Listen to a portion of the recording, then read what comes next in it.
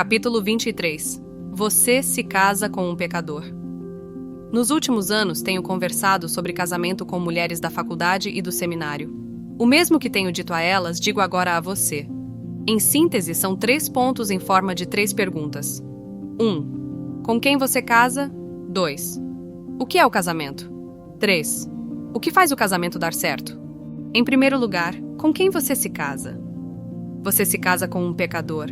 Não há mais ninguém com quem se casar. Isso deveria ser algo bastante óbvio, mas quando se ama um homem como você ama o seu, é fácil esquecer. Você esquece por algum tempo e então, quando algo acontece que a faz lembrar, você fica se perguntando qual é o problema, como isso pode ter acontecido, onde foi que tudo deu errado. Deu errado no Jardim do Éden. Entenda isto de uma vez por todas. Seu marido é filho de Adão. Aceitá-lo por inteiro, inclui aceitar o fato de que ele é um pecador. Ele é uma criatura caída e, como tal, necessita do mesmo tipo de redenção que todos nós precisamos e está sujeito a todas as tentações comuns aos homens.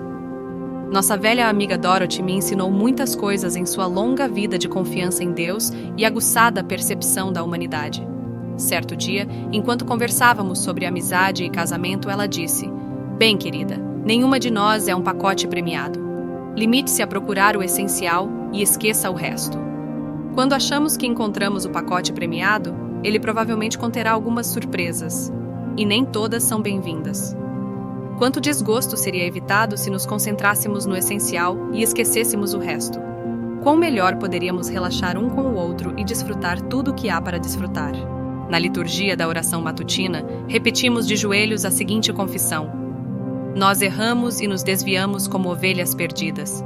Seguimos excessivamente os desejos e as inclinações de nosso coração. Transgredimos tuas leis santas. Fizemos coisas que não devíamos ter feito e não fizemos o que devíamos ter feito. Não há nenhum bem em nós." Enquanto digo essas palavras, às vezes penso nas pessoas que as estão recitando comigo e penso: eu pertenço a este grupo, ovelhas perdidas. Nenhum bem em nenhum de nós. Talvez não seja ruim, mesmo você e Walt sendo presbiterianos, fazerem essa oração juntos de vez em quando, lembrando-se de que a palavra nós significa vocês dois. Você terá menos probabilidade de se tornar uma esposa irritante caso continuamente se lembre de que não é apenas seu marido que deixa de fazer aquilo que você acha que ele deve fazer, ou que faz aquilo que você acha que ele não deve fazer. Ao contrário, você também tem errado e se desviado como ovelha perdida, pecando diariamente por omissão e comissão. É libertador ter a consciência de que somos semelhantes em nossa necessidade de redenção. Afinal, haverá ocasiões em que você se verá acusando, criticando, ressentindo-se. Você começará, quase sem perceber, a fazer uma lista mental de ofensas, aguardando o dia em que haverá a gota d'água e você poderá recitar a lista inteira, certificando-se de acrescentar ao final: "E só mais uma coisa." Mas você se verá totalmente desarmada, e seu espírito acusador se transformará em perdão amoroso quando se lembrar de que, na verdade, se casou apenas com um pecador. E ele também. É da graça que vocês dois precisam. Perigos 1000 atravessei e a graça me valeu. Eu são e salvo agora, irei ao santo lar no céu. Uma das declarações mais tolas que já captaram a imaginação popular veio daquele filme tolo Love Story. Amor é nunca ter que se arrepender. Se machucar alguém que você ama não a faz se arrepender, o que no mundo faria isso? Você precisa sim de perdão. Você precisa sim perdoar. E é algo maravilhosamente abençoador confessar seu pecado àquele contra quem você pecou e pedir seu perdão. Às vezes, quando você estiver pensando que já passou da hora de ele pedir perdão a você, lembre-se de que vocês são iguais em sua necessidade de redenção. Não há disputa por pontos no amor. O amor também não é cego. Ao contrário, quem ama de verdade vê com clareza na pessoa amada a verdade que está oculta aos olhos dos outros. O homem amado torna a própria luz do sol mais brilhante e faz o mundo inteiro cantar. E talvez por isso nem sempre seja fácil lembrar que ele é um pecador. Porém, quando o amor se torna um fato cotidiano com o qual vivemos, começamos a descobrir imperfeições diante das quais reagimos com ou sem amor. Sarah Teasdale expressou a resposta amorosa em appraisal, que significa apreciação. Jamais pense que ela o ama cegamente. Jamais creia que o amor dela nada vê. Ela guarda as 7 chaves em sua mente todos os erros cometidos por você. Suas indecisões estão lá, arquivadas como bandeiras velhas e desbotadas, enodoadas pelo tempo e as torrentes. Seus medos, entulhados como vestes puídas, manchadas completamente, deixe-os em paz. Ah, deixe-os em paz. Há um tesouro nele capaz de superá-los. Sua vontade resoluta, que feroz se incita e se eleva tão certamente quanto a maré. Gentileza com os bichos da terra e do céu. Percepção aguçada, a qual jamais dormita. Humor discreto, mas capaz de mover como a lua sobre as águas do mar. E tão profunda é sua ternura, que palavras não podem expressar. Portanto, você se casa com um pecador. E você ama, aceita e perdoa esse pecador, assim como você mesma espera ser amada, aceita e perdoada. Você sabe que todos pecaram e carecem da glória de Deus, e que isso inclui seu marido, o qual ainda carece de algumas das glórias que você esperava encontrar nele. Aceite isso de uma vez por todas, e então caminhe ao lado dele como herdeiros da mesma graça de vida. Capítulo 24. Você se casa com um homem. Você se casa não apenas com um pecador, mas também com um homem. Você se casa com um homem, não com uma mulher. É estranho como algumas mulheres esperam que seus maridos sejam mulheres, ajam como mulheres e façam o que se espera das mulheres. Mas eles são homens, agem como homens, fazem o que se espera dos homens e, portanto, fazem o inesperado. Eles surpreendem suas esposas por serem homens, e algumas esposas descobrem a terrível verdade de que, afinal, não era realmente um homem que elas queriam. Era o casamento, ou alguma ideia vaga de casamento, que proporcionava os benefícios secundários que elas estavam procurando. Um lar, filhos, segurança, status social. De algum modo, porém, o casamento também introduziu em suas vidas confortáveis essa criatura imprevisível, incontrolável e indisciplinada chamada homem. É provável que ele seja maior, mais barulhento, mais difícil, mais faminto e mais sujo do que uma mulher espera. E ela descobre que pés maiores deixam pegadas maiores no chão recém-lavado da cozinha e fazem um barulho maior nas escadas. Ela descobre que o que a faz chorar pode fazê-lo rir. Ele come muito mais do que parece necessário ou mesmo razoável para uma mulher, que nunca deixa de se preocupar com o excesso de peso. Quando ele toma banho, seu tamanho avantajado significa mais uso de água e uma superfície maior para a água se agarrar. Portanto, ela descobre que as toalhas ficam muito mais úmidas, além de ele provavelmente não pendurá-las dobradas em 3. Como ela quer que ele faça, para deixar o monograma à mostra. Pode ser que ele nem mesmo as pendure. Ele não usa esponja, então consome 3 vezes mais sabonete do que ela. Quando ela limpa o banheiro, descobre que tem de limpar lugares que nunca teve de limpar antes.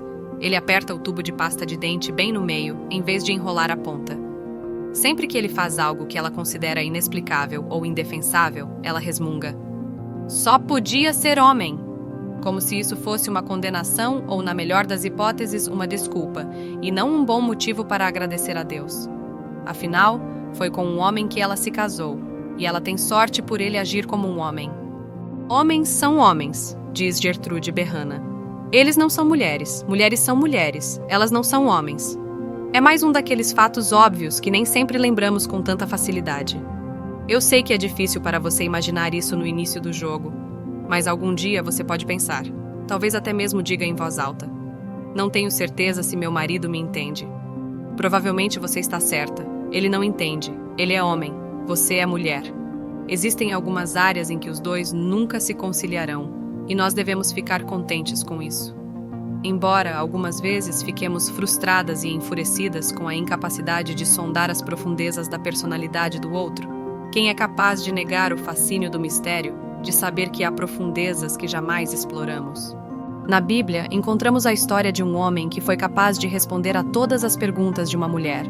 A rainha de Sabá foi a Jerusalém para testar Salomão, o rei famoso, com perguntas difíceis.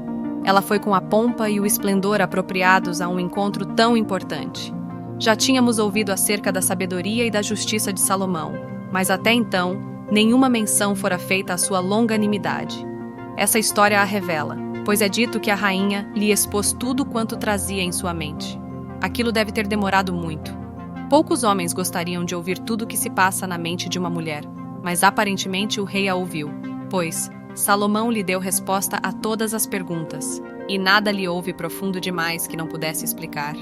Que homem ele deve ter sido, a ponto de ter o domínio de todas as respostas e a paciência para dar todas as explicações necessárias para satisfazer uma poderosa soberana, alguém que, sem dúvida, chegara com ceticismo, talvez até mesmo com inveja e desprezo.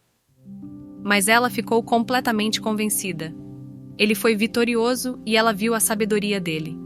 Ela também inspecionou a casa que ele construíra, a comida de sua mesa, o assento de seus oficiais, o serviço e as roupas de seus servos, e as ofertas queimadas que ele oferecia na casa do Senhor. Após ter visto tudo isso, não houve mais espírito nela. A exibição tirou o fôlego da rainha. Ela conseguiu se recompor o suficiente para elogiá-lo e lembrá-lo da bênção de Deus sobre ele. Após presenteá-lo com as dádivas que trouxera e receber presentes dele, não havia mais nada a fazer senão ir embora para casa. Que homem ele deve ter sido, a ponto de ter o domínio de todas as respostas e a paciência para dar todas as explicações necessárias para satisfazer uma poderosa soberana, alguém que, sem dúvida, chegara com ceticismo, talvez até mesmo com inveja e desprezo. Mas ela ficou completamente convencida. Ele foi vitorioso e ela viu a sabedoria dele. Ela também inspecionou a casa que ele construíra, a comida de sua mesa, o assento de seus oficiais, o serviço e as roupas de seus servos, e as ofertas queimadas que ele oferecia na casa do Senhor. Após ter visto tudo isso, não houve mais espírito nela. A exibição tirou o fôlego da rainha. Ela conseguiu se recompor o suficiente para elogiá-lo e lembrá-lo da bênção de Deus sobre ele. Após presenteá-lo com as dádivas que trouxera e receber presentes dele, não havia mais nada a fazer senão ir embora para casa. Muitas não fazem isso com frequência, claro, mas é uma possibilidade para a qual um homem deveria estar preparado. Nada desconcerta mais um jovem marido do que as lágrimas de sua esposa, geralmente nos momentos mais inesperados e por razões que parecem de todo inexplicáveis. As perguntas ansiosas dele não levam a lugar algum, e as tentativas dela de explicar apenas aumentam sua ansiedade. Os homens devem ser avisados de que não adianta tentar explicar. É apenas uma das coisas que provam que homens são homens e mulheres são mulheres. Esse raciocínio foi recebido sob altos protestos. Ora, eu tenho certeza de que não choro mais do que uma vez por semana, insistiu uma delas. Àquela altura, seu padrasto passou pela sala. Ele já estava perplexo com o simples fato de termos um painel. O que havia a ser falado? Um painel sobre casamento, com 5 palestrantes, por 1 hora, o que diríamos? Ao ouvir essa pequena amostra, ele saiu rapidamente. Algum tempo depois, ele e eu visitamos um casal extremamente atraente na casa dos 30 anos. Ele era atleta, ela havia sido modelo e vencedora de concursos de beleza. Fale do seu painel sobre casamento, disse-me Ed. Painel sobre casamento? Indagou o marido, de forma inexpressiva. Eu lhe disse o que era e onde ocorrera. Mas o que há para ser dito? Perguntou. Sua esposa e eu nos entreolhamos. Por algum motivo, as mulheres não têm qualquer dificuldade em imaginar uma discussão sobre casamento. Os homens consideram isso inimaginável. Porém, quando eu lhes contei da discussão preliminar sobre o choro, foi o marido quem rapidamente entendeu. Sei exatamente o que você quer dizer, disse. Às vezes, chego em casa do escritório me sentindo ótimo.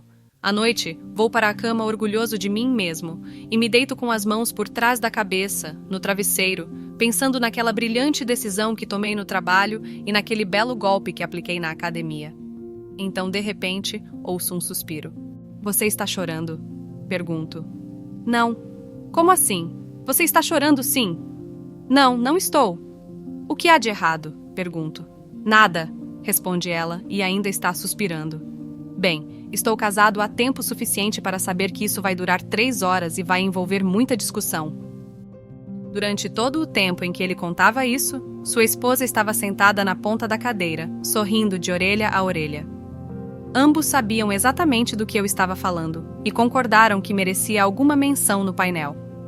Mas eu não posso encerrar esta parte da discussão sem acrescentar que os homens também choram.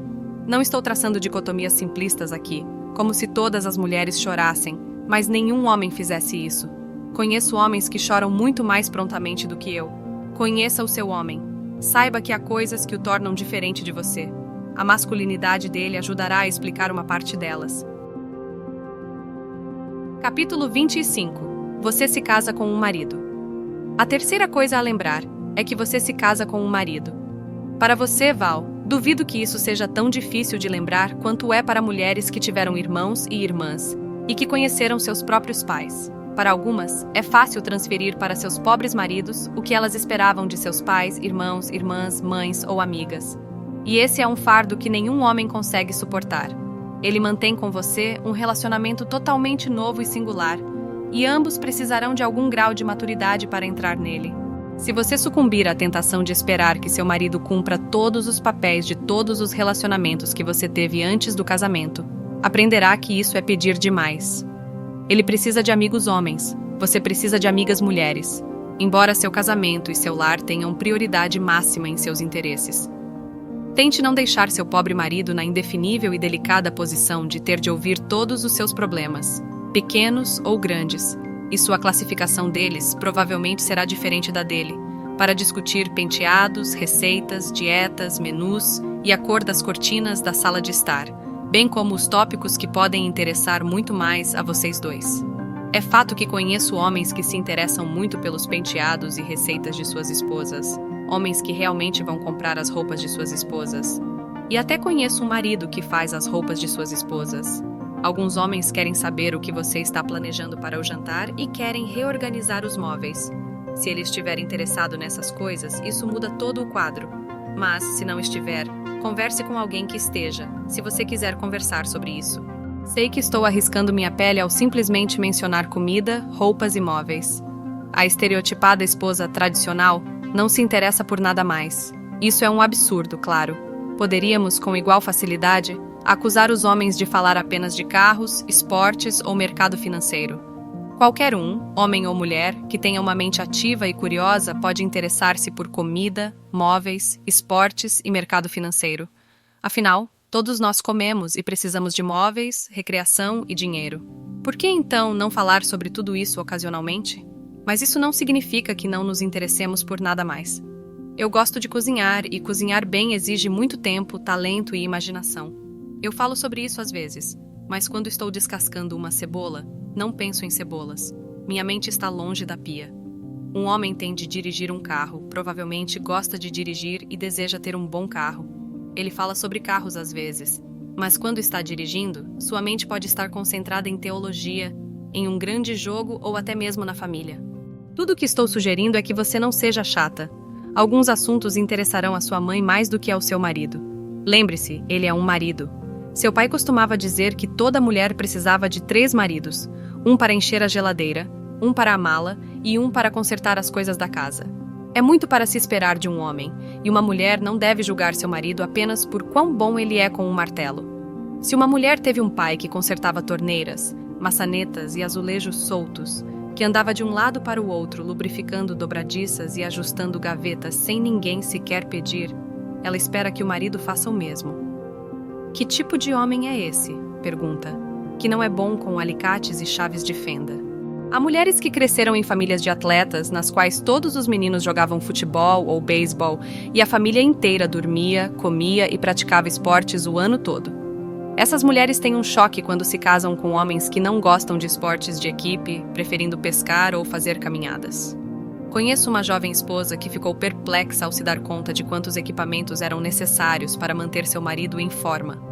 Ele praticava 2 ou 3 esportes ao mesmo tempo e, em alguns dias, tinha de trocar de roupa 2 ou 3 vezes para cumprir os requisitos. Ela se via pela casa recolhendo todos aqueles trajes, como disse, e tendo de dar conta de lavar toda a roupa. Ela simplesmente não estava preparada para aquilo quando arrumou um marido. Creio que, para ser uma boa esposa, uma mulher deve ser, entre outras coisas, tanto sensual como maternal. O casamento envolve sensualidade, uma apreciação do corpo e dos sentidos que é distinta do intelecto, mas a mulher também deve ter sentimento maternal em relação ao marido. Isso não quer dizer que ela deva tratá-lo como criança. Às vezes, as mulheres expressam profundo ressentimento por sentirem que seus maridos querem ser tratados como crianças. Mas uma esposa deve querer cuidar de seu marido e servir a ele com a mesma alegria que uma mãe serve a seu filho. O marido tem uma tarefa correspondente. Em inglês, a palavra marido, husband, carrega a conotação de conservar, cuidar, administrar ou proteger. Uma esposa precisa permitir-se ser afagada. Deixe que ele haja como um marido deve agir. Isso é fácil para determinadas mulheres. Talvez seja fácil até demais, a ponto de elas não apenas se permitirem ser afagadas, mas também exigirem ser mimadas. Você me conhece bem o suficiente para saber que não é disso que estou falando. Você não foi mimada. Crescer com os indígenas ensinou você a aceitar com naturalidade o que a maioria de nós, pessoas civilizadas, chamaria de privação. Desde o início, você soube que não deveria fazer escândalo e aprendeu isso bem. Você tem sido independente desde os dias em que saía com os nativos para um dia inteiro de pesca ou coleta, deixando-me para trás. No seu primeiro dia de aula nos Estados Unidos, o ônibus escolar não parou no ponto e eu tive de levá-la até a escola. Todas as crianças já haviam entrado quando chegamos, mas você marchou com coragem e entrou naquele lugar completamente novo, carregando de cabeça erguida sua lancheira. Portanto, eu não temo que você seja uma esposa carente, mas deixe-o afagar você. Ele é seu marido. Capítulo 26. Você se casa com uma pessoa. Em quarto lugar, você deve lembrar que se casa com uma pessoa. Eu coloquei isso na quarta posição da lista, não na primeira. Passei a tratar a palavra pessoa com bastante cautela nos últimos anos, porque o termo passou a ser usado em excesso. Ouço muita gente falar que quer ser tratada não como uma mulher, mas como um ser humano, ou como uma pessoa. Em vez de homem, emprega-se a palavra pessoa para formar expressões de gênero neutro, às vezes até o limite do absurdo. Há algo seriamente distorcido nessa visão da humanidade. Eu não quero que ninguém me trate como uma pessoa, deixando de me tratar como uma mulher. Nossas diferenças de gênero são os termos de nossa vida, e obscurecê-las de qualquer maneira implica enfraquecer o próprio tecido da vida. Quando elas se perdem, nós ficamos perdidas. Algumas mulheres, de uma forma crédula, imaginam nisso a liberdade de um novo começo, mas na verdade é uma nova escravidão, mais amarga do que qualquer coisa da qual procuram libertar-se. Eu não quero conhecer pessoas, mas homens e mulheres. Interesso-me por homens como homens e por mulheres como mulheres. E quando uma mulher se casa, casa-se com um homem porque ele é homem, e na condição de homem, torna-se seu marido. Esta é a glória do casamento. Dois tipos de seres separados e distintos se unificam. Porém, depois de aceitá-lo como pecador, como homem e como marido, você ainda deve lembrar que se trata de uma pessoa, e como pessoa, ele tem um nome. Nada é mais infalível em revelar sua atitude para com outra pessoa do que o nome pelo qual você a chama. Há casais que não se chamam por nome algum. Já ouvi um marido fazer uma pergunta ou um comentário à sua esposa, gritando de outro aposento, sem usar qualquer forma de tratamento. Já ouvi esposas fazerem o mesmo, e já ouvi ambos os cônjuges se referirem um ao outro apenas pelo pronome de terceira pessoa. Parece-me que quem faz isso se esqueceu ou jamais reconheceu a pessoa com quem se casou. Seu cônjuge tornou-se um acessório. Eu seria a última a reclamar de nomes carinhosos. Gosto deles. Faz bem ao meu coração ouvir um homem chamar uma mulher de querida, ou mesmo de docinho de coco se ele quiser. Mostra que ela é especial para ele. Catherine Mansfield, cujas ternas e deliciosas cartas de amor foram integralmente publicadas, chamava seu marido de espectro, e ele a chamava de peruca. Tudo o que peço é que um casal se chame de alguma coisa. Que ambos demonstrem, pela forma como se tratam, em público ou na cama, que reconhecem uma personalidade. Uma das descobertas mais alegres da vida é que, ao reconhecermos, afirmarmos e confortarmos outra pessoa, vemo-nos reconhecidos, afirmados e confortados. É um beco sem saída partir em busca de conhecer a si mesmo, encontrar-se ou descobrir seu verdadeiro eu. É notório que o homem jamais chega ao puro conhecimento de si mesmo, até que antes tenha contemplado a face de Deus. Escreveu João Calvino no início de suas magníficas Institutas. E é em conexão com outras pessoas que nós mesmas nos tornamos pessoas plenas. Nenhum homem é uma ilha. Somos chamadas a ter comunhão com Deus e somos chamadas a ter comunhão uns com os outros. O casamento é o relacionamento mais íntimo e contínuo no qual duas pessoas podem entrar. E, como tal, oferece a mais ininterrupta oportunidade de realização da personalidade. Isso não quer dizer, claro, que apenas pessoas casadas podem sentir-se realizadas. A realização é diretamente proporcional à entrega de si. Há pessoas casadas que não aprenderam nem mesmo a primeira lição sobre entrega. Há pessoas solteiras que já avançaram muito nesse caminho. Sempre me pareceu relativamente fácil entregar-me em favor do meu marido.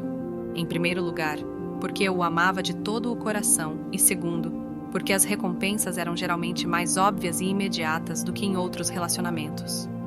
Amar a esposa, como diz a Bíblia, e certamente se aplica também a amar o marido, é o mesmo que amar seu próprio corpo. Porém, se seu marido é uma pessoa, isso significa que você deve aceitar o mistério de sua personalidade. Já falamos de como homens e mulheres não se entendem e não podem entender-se perfeitamente. E isso não é simplesmente por causa dos empecilhos de seus gêneros. Pessoas do mesmo sexo também encontram a porta fechada. Seu marido é totalmente conhecido apenas por Deus, e em certo sentido permanece sozinho diante dele. Deus disse a Abraão: "Anda na minha presença e sê perfeito." Ele não sugeriu que Abraão poderia andar na presença de Sara e ser perfeito. Em última análise, ele é um homem de Deus. Ele é livre, e você deve sempre reverenciar essa liberdade. Existem perguntas que você não tem o direito de fazer, assuntos que não deve investigar e segredos que deve contentar-se em nunca saber. Mas a esposa não tem o direito de saber de tudo? Não. Ela não pode tomar nem pedir o que não lhe é dado. E há coisas que um homem não pode e não deve dar. As profundezas clamam apenas por Deus. Capítulo 27. Renunciando a todos os demais. Por fim, você se casa com esse pecador, esse homem, esse marido e essa pessoa. O casamento é a escolha de um acima de todos os outros. Cada parceiro promete renunciar a todos os demais. E a Bíblia diz que o homem deixa seu pai e sua mãe e se une à sua esposa. Qualquer escolha que fazemos na vida instantaneamente nos limita. Escolher tomar esse homem como seu marido é escolher não tomar todos os outros homens na face da terra. Quando você decide casar com esse pecador em particular, compromete-se a suportar seus pecados particulares, embora não tenha uma ideia clara do que serão. Rapidamente, você começará a descobri-los, e, ao fazê-lo, lembre-se de que você casou com esse pecador. Você sempre pode olhar para outros pecadores e agradecer a Deus por não ter de conviver com as variadas falhas deles. Porém, que tipo de pecados você escolheria se pudesse escolher com quais conviver? É uma coisa boa você não ter de responder a essa pergunta. Você ama esse homem, que por sinal é esse tipo de pecador, e você faz seu melhor para aceitar, perdoar, ignorar, suportar e talvez, na misericórdia de Deus, ajudá-lo a superar. Quando você decide casar com esse homem em particular, decidiu não casar com qualquer outro homem, e esse homem em particular apresenta limitações. Você não começa logo por suas limitações, como a dama em My Fair Lady, que vai a decoração refazer do telhado até o chão e depois a maior diversão: vou reformar você. Você não se casa com ele com a ideia de reformá-lo por completo. Quando lhe pediram para dar um conselho a mulheres que estavam pensando em casar, a senhora Billy Graham disse: case-se com alguém a quem você esteja disposta a se ajustar. Se você for uma esposa muito generosa, talvez permita que seu marido corresponda a 80% de suas expectativas. Os outros 20%, você pode querer mudar. Você pode, se assim quiser, passar o resto da vida podando esses 20%, e provavelmente não os reduzirá muito. Ou pode decidir pular essa parte e simplesmente desfrutar os 80% que correspondem ao que você esperava. Você se casa com essa pessoa. Talvez ele tenha sido, há 10 anos, o rapaz mais popular na faculdade. Você se sentiu atraída pelo fato de ele ser o astro do futebol, o presidente do Grêmio estudantil ou o líder mais articulado dos protestos no campus. Mas a vida cai na rotina. Casamento não é uma farra. Não é um campus universitário, uma disputa política estimulante ou uma competição atlética. E o fato de o homem ter sido um orador fascinante ou um grande zagueiro não parece mais algo terrivelmente importante. Mas de vez em quando, você deve se lembrar do que ele era, perguntar-se o que realmente chamou sua atenção. Ora, você dirá a si mesma: você não se casou com ele pelo fato de ser um grande zagueiro, não é? Não, você se casou com essa pessoa. Quaisquer que fossem as qualidades interiores que o capacitaram a fazer as coisas que ele fazia naquela época, ainda fazem parte dessa pessoa com quem você vai para a cama, com quem toma o café da manhã e com quem discute sobre o orçamento do mês. Trata-se de alguém com os mesmos potenciais que tinha quando você se casou com ele. Sua responsabilidade agora não é apenas piscar os olhos e dizer-lhe quão maravilhoso ele é, mas acaso existe algum homem que não se alegraria com um pouco disso, mas apreciar de modo genuíno e profundo quem ele é, apoiá-lo, encorajá-lo e extrair dele aquelas qualidades que você originalmente viu e admirou. Eu era viúva havia 13 anos quando o homem que se tornaria meu padrasto me pediu em casamento. Parecia-me um milagre impossível de acontecer. Já era surpreendente que algum homem me quisesse a primeira vez. Eu havia passado pelo ensino médio e pela faculdade com pouquíssimos encontros, mas ser desejada outra vez era algo quase além da imaginação. Eu disse àquele homem que sabia que havia mulheres esperando por ele, mulheres que poderiam oferecer-lhe muitas coisas que eu não podia, como, por exemplo, beleza e dinheiro. Mas eu disse: há algo que posso lhe dar em que nenhuma mulher neste mundo pode me superar. Reconhecimento. A perspectiva da viuvez me ensinara isso. Alguns anos atrás, houve uma série de cartas à colunista Ann Landers falando sobre homens que roncam. Esposas escreveram reclamando das incontáveis horas de sono perdidas e da irritação daquele barulho horrível na cama, ao lado delas. Outras escreveram oferecendo soluções, mas a discussão se encerrou com uma carta que dizia: o ronco é a mais doce melodia deste mundo. Pergunte a qualquer viúva. Quantas vezes já me sentei em uma sala cheia de pessoas e ouvi uma esposa contestar, criticar, menosprezar ou zombar de seu marido na frente de todos, e foi difícil me conter para não pular da cadeira, ir até ela e sacudi-la pelos ombros, dizendo: você consegue perceber o que tem? Não, ela não consegue. Ela não tem a mesma perspectiva que eu, claro.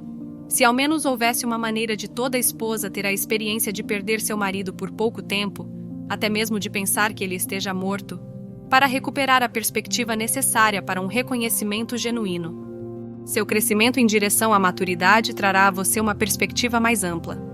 O apóstolo Paulo, sempre desejoso de que seus convertidos avançassem para a maturidade espiritual, orou pelos cristãos colossenses para que eles pudessem ver as coisas do ponto de vista de Deus, recebendo sabedoria e entendimento espiritual. O que poderia ser de maior ajuda para uma esposa do que ver seu marido como Deus o vê? Deus o criou, formou-o, redimiu-o, ele lhe pertence. Deus o está conduzindo à perfeição e ainda não terminou de trabalhar nele. Estamos todos inacabados, muito distantes do que devemos ser, mas se pudermos enxergar a nós mesmas e uns aos outros do ponto de vista de Deus, saberemos para onde devemos ir e em que direção nosso relacionamento deve mover-se.